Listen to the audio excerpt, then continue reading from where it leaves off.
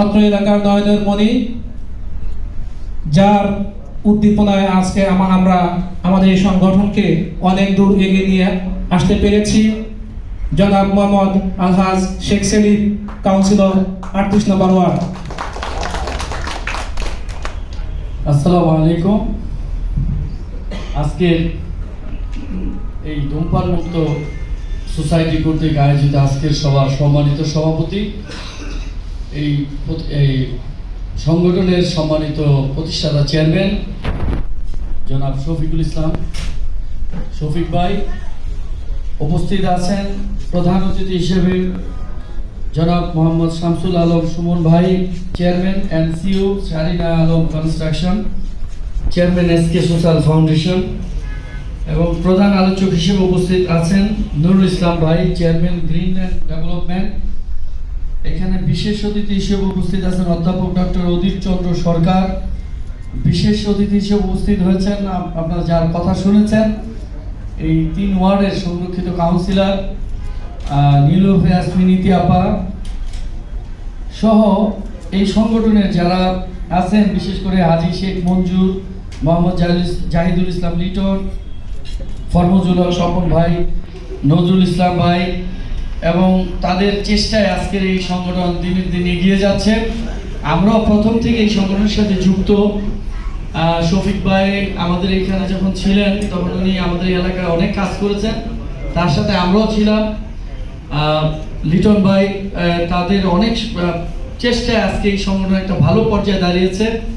আসলে আমাদের বিশেষ একটি মিটিং থাকার কারণে আমরা হয়তো ওইভাবে সময় দিতে পারিনি, শেষ পর্যন্ত থাকতাম আপনাদের এই অনুষ্ঠানে। তো আজকে যেই কথা আপনারা যেই আন্দোলন নিয়ে তারা যেই সংগঠন করেছেন যে ধূমপান মুক্ত সোসাইটি বাংলাদেশ চাই, আসলে যদি আপনি চিন্তা করেন যে বাংলাদেশের যত ধরনের যে রোগ রয়েছে এটা কিন্তু আপনার ধূমপান থেকে শুরু। আজকে আমাদের দেশে আমরা একটা সময় দেখেছি যে ক্যান্সার, এটা আমরা ছোট সময় পত্রিকা পড়তাম, তখন দেখতাম যে ওই বড় লোক 2-1 ক্যান্সার আক্রান্ত হয়ে মারা গেছে। কিন্তু আজকে কিন্তু আপনি এই জায়গায় নাই। আজকে আপনি দেখবেন যে আমার মনে হয় যে আর 5-7 বছরের মধ্যে যদি আমাদের খাদ্য অভ্যাস আমরা না পাল্লাই, কারণ যেই কাজ করি সেখানে কিন্তু আমরা দুর্নীতির মধ্যে আছি। আমরা যে বাজার থেকে যে চাউল কিনি, চাউলও কিন্তু আপনার প্রযুক্তিগতভাবে এটা আলাদা করে। এই কারণে এখন কিন্তু ক্যান্সারটা আপনার একদম ধূমপানের জন্য যে ক্যান্সার, এখন কিন্তু এটা বলার মতো অবস্থা নাই। এখন আপনার কিন্তু খাদ্য অভ্যাস এমন হচ্ছে যে প্রত্যেক ঘরে ঘরে কিন্তু এই রোগী কিন্তু আছে। আর কাউন্সিলর না হলেও তো এতটা জানতাম না, এত মানুষ যে এই ক্যান্সারের জন্য, কিডনির জন্য, সাহায্যের জন্য আসে। আসলে আমাদের অবস্থান, আমাদের সেই অবস্থানটা কোথায় যে আমরা কত সাহায্য করতে পারবো, করার মতো তো অবস্থা নাই। কিন্তু খুব খারাপ লাগে যে আজকে এই মানুষগুলা তারা কি করবে।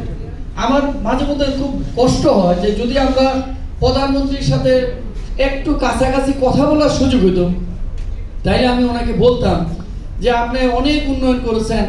আমরা তো সরকারি দলের এই কাউন্সিলর, কথাটা অন্যভাবে নিয়েন না, অনেক উন্নয়ন করেছেন, কিন্তু আপনার ভিত্তি যেখানে মৌলিক যে বিষয়গুলো, এগুলোতে হাত দেওয়া উচিত। আমার মনে হয় যে একটা আইন করা উচিত, যারা খাদ্যে ভেজাল মিশায় তাদেরকে ফাঁসি দেওয়া উচিত। আপনি প্রত্যেকে কিন্তু যেই ব্যবসা করে এই দুর্নীতি, আমার মনে হয় যে একটা জায়গায় কোনো ধরনের ভেজাল নাই, সেটা হলো আপনি যদি ওই মাদক গ্রহণ করেন, মদ পান করেন, এগুলোর মধ্যে কোনো ভেজাল নেই। আর সমস্ত আপনি দুধ খাবেন, দুধের মধ্যে পানি মেশানো, আর দুধের মধ্যে ভেজাল মেশানো। আপনি মাছ যে বিক্রি করেন, মাছের মধ্যে আপনি এটার মধ্যে ফরমালিন যুক্ত দিয়ে আপনার আমাদেরকে স্বাস্থ্যের ভাবে চরম ক্ষতি হচ্ছে। এই বিষয়ে আমি মনে করি যে আমাদের আসলে রাষ্ট্রের এই বিষয়গুলো দেখা উচিত। আপনি অনেক ব্রিজ করলেন, এই মানুষই থাকবে না। 40-এর পরে এই মানুষ, কোনো মানুষ সুস্থ থাকবে না। অনেক টাকা থাকবে, যে আমার ভাই একজন ব্যবসায়ী, আমরা গরিব কাউন্সিলর, অনেক টাকা থাকবে, কিন্তু স্বাস্থ্যের দিকে আর উনি শক্তি পাবে না। আগের দিনের মুরব্বীদেরকে আমরা দেখেছি যে 70-80 বছর বয়সের মুরব্বীরা শক্তিশালী, তারা জামাতে নামাজ পড়তেন এবং অনেক কাজ করতেন ঘরে।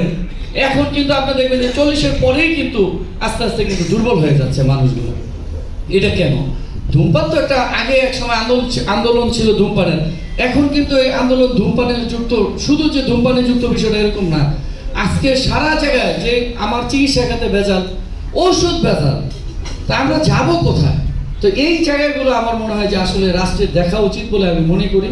এটা যদি আমাদেরও কথা বলার সুযোগ হয়, আর ধূমপান তো একটা আছেই, কারণ এই ধূমপান থেকে একটা মানুষ, একটা স্টুডেন্ট দেখবেন যে খারাপ ভালো যে হয়, এটা কিন্তু ধূমপান থেকে শুরু হয়। একটা ছেলে দেখবেন যে ওই আপা যে কথা বলছে যে এই 7, 8, 9, 7 থেকে শুরু হয় তাদের একটা প্রতিযোগিতা, একটা সিগারেট ধরায় গোপনভাবে, ওই পরে অন্য নেশা যায়, আবার আরেক জায়গায় যায়, যাদের অর্থনৈতিক অবস্থা ভালো, এইভাবে তারা কিন্তু নষ্ট হয়ে যায়। অনেক ছেলে ঝরে যায় এই ধূমপানের জন্য।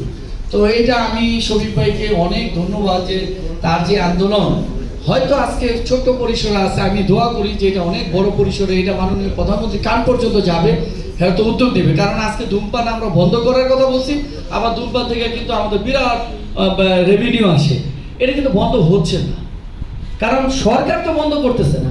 এবং ধূমপানের জন্য কিন্তু অনেক এরিয়াতে আমি দেখেছি, বিশেষ করে চুয়াডাঙ্গা, ধর্ষণা এগুলোর মধ্যে কিন্তু আপনার ধান চাষ আর এখন হয় না, ওই আপনার তামাক চাষ হয়।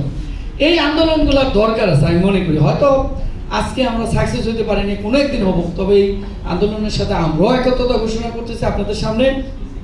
আপনাদের আমি আসলে আমরা ব্যস্ত থাকার কারণে সময় দিতে পারলাম না আপনাদের সকলের কাছে। এই সংগঠনের সাথে অনেক লোক জড়িত, আর সবচেয়ে বিষয় আমি একটা কৃতজ্ঞতা জানাই, এই সংগঠনের যারাই মূল ইতে জড়িত, এরা আমাদের 2টা নির্বাচনে, বিশেষ করে আমার বোন ইতিহাস এবং আমার জন্য তারা অনেক কষ্ট করেছে। জানেন তো, যারা রাজনীতিবিদ মাঠ পাইলে কিন্তু নিজের কথা বলে, কারণ নির্বাচনে একটু ডামাডোল শুরু হয়ে গেছে। যদি আপনাদের কাছে না বইলা যায়, তাই তো বলবো যে কাউন্সিলর তো বক্তৃতায় বললো না।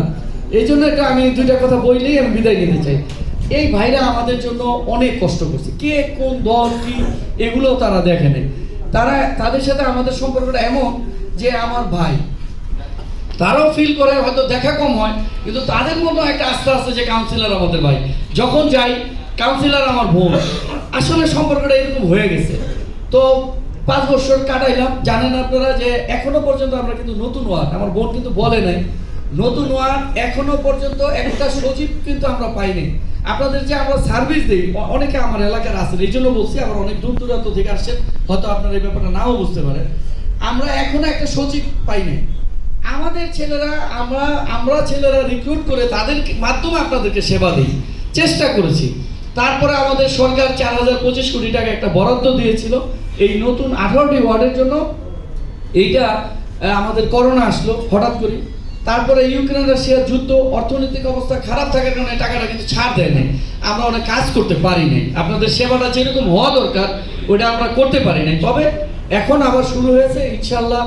আপনাদের কাছে আমার এলাকার অনেক মুরব্বিয়ান, আমার চাচা বাবার মতো যাদেরকে শ্রদ্ধা করি, তাদেরকেও দেখেছি। আপনারা আমাকে 5 বছর আগে যা দেখছেন এখনো তাই দেখতেছি। কোনো অভিনয় করে কিন্তু আপনাদের সাথে চলি না, কিন্তু অনেক প্রার্থী আসবে যারা এখন দরবেশ হয়ে গেছে, কিন্তু তাদের চরিত্র কিন্তু আপনারা জানেন, তারা বিগত দিনেও কিন্তু কোনো না কোনো জনপ্রতিনিধি ছিল। যারাই প্রার্থী আপনাদের সামনে আপনারা চিনেন সবাইকে, তারা কিন্তু আসলে এই অল্প সময়ের দরবেশ, এটা কিন্তু ভালো লক্ষণ না। এবং এটা যদি আপনারা ভুলে যান তাহলে ব্যর্থতা আপনাদের। আমরা যদি নাও আসি, আমি সবসময় বলি যে আমাদের চাওয়া পাওয়ার কিছু না। আমি চ্যালেঞ্জ করে বলতে পারি, আমার ওয়ার্ডের কেউ যদি বলতে পারে যে আমার ওয়ার্ডে আমি বিচার করে টাকার বিনিময়ে কোনো অন্যায় রায় দিয়েছি বা কোনো অন্যায়ভাবে এই ওয়ার্ডে মানুষকে কষ্ট দিয়ে ইনকামের জন্য চেষ্টা করেছি, আমাকে বলবেন, সাথে সাথে পদত্যাগ করবো।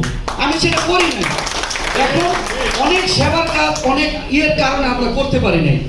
এখন আপনাদের অনেকে টাকা পয়সাও দিবে, আমি এটা দেওয়ার মধ্যে রাজি না। আপনারা ভোট দেন বা না দেন, কারণ আমি ভোট যদি আপনাদের কাছে টাকাটা কিনতে যাই, আপনাদেরকে যদি লোভ লালসা দেই, তাহলে আগামীতে আমার টেন্ডেন্সি থাকবে এই টাকাটা উঠায় নেওয়ার জন্য।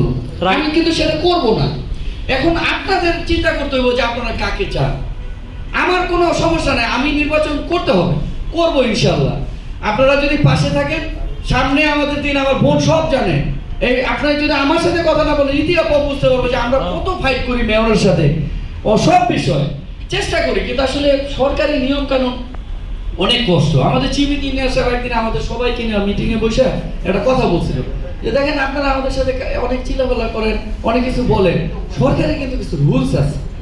আপনার পকেট থেকে আপনি এখন 20 লাখ টাকা খরচ করতে পারবেন, কিন্তু আমাদের সরকারি ফান্ডে থেকে আপনি 2 লাখ টাকা নেবেন, এটার জন্য আপনাকে অনেক ওয়েট করতে হবে, অনেক কাঠখড়ি পোড়াইতে হবে। এটা একটা ফর্মালিটিস আছে। আমি তো আমার চাকরির রিস্ক নিয়ে আপনাকে আমি সহযোগিতা করব না, এটা কোনোদিন কেউ করে না। তো এই প্রবলেমগুলো আমরা ফেস করতেছি। তবে আশা করি, আশার আলো, যেহেতু এই বছর থেকে শুরু করেছেন টাকা দেওয়া, আমরা ইনশাল্লাহ এগিয়ে যাব এবং লাইটও লাগাচ্ছি অনেক এলাকায়। অনেক সমস্যার সমাধান আস্তে আস্তে করতেছি এবং মানুষ দীর্ঘ সময় আসে, হয়তো চলাফেরায় কথাবার্তায় কেউ যদি আমার অফিসে যায় হয়তো অনেক বিজি থাকি, একজন হয়তো মূল্যায়ন ওইভাবে করতে পারি না, এই কারণে যদি কেউ কষ্ট পেয়ে থাকেন আমি আন্তরিকভাবে আপনাদের কাছে দুঃখ প্রকাশ করতেছি। কিন্তু আমি যা আমি তা, আমার কাছে আয়নার ওই সামনে যা দেখবেন আমি পিছনেও তা, আমার মধ্যে কোনো লুকোচুরি নেই বা আমি আপনাদের নিয়ে চিন্তাও করি না এইটা। তো যাই হোক, আমি সামনে যেহেতু নির্বাচনের একটা আওয়াজ আছে, আমি শুধু আমার জন্য না আমার বোনের জন্য, এতে করে কে কি মনে করলো আমার কিচ্ছু আসে যায় না। আমার বোন আমি দেখছি যে আমার এলাকার মানুষের জন্য খুব চেষ্টা করে, অর্থনৈতিক সহযোগিতা করে। আমার চেয়ে আমার বোন ধনী। আমাকে অনেকে বলছে যে মহিলা কাউন্সিলর তো একটু বেশি দিছে, আমি তো দিবে, এটা টাকার সংখ্যা কিন্তু জনপ্রতিনিধি হয় না। আমার বোন ধনী, আমার থেকে 1 লাখ টাকা দিবে, আমি 20,000 টাকা দিছি, আমি 50,000 টাকা দিছি। এইটা নিয়ে আপনারা কেউ ভাগাভাগি যে বোন ছোট, মহিলা কাউন্সিলর এই টাকা দিলে আপনি কম দিলেন, এটা অনেক ক্ষেত্রে, অনেক রাস্তাঘাটও কিন্তু আপনার নিজের টাকা দিয়ে করে দিচ্ছে। তা আমি যে কারণে তার প্রতি কৃতজ্ঞ। একটা ভালো মানুষকে যদি ভালো বলতে আমার কৃপণতা মনে করি, এটা আমি মনে করি আমার কাছে ভালো না। কারণ এই কাউন্সিলর আজীবন এটা আমার, আমি কিন্তু আবার আপনাদের কাছে আসবো, আমি ওইভাবে আসতে চাই। আমার কোনো আলাদা কোনো অহংকার, হিংসা বিদ্বেষ যাতে না থাকে। আপনাদের সবাইকে আমি আমার কিছু ব্যক্তিগত কথা বলার জন্য আপনাদের কাছে ক্ষমা চাই। যেহেতু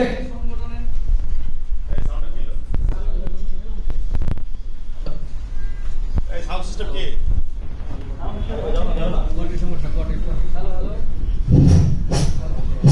হ্যালো হ্যালো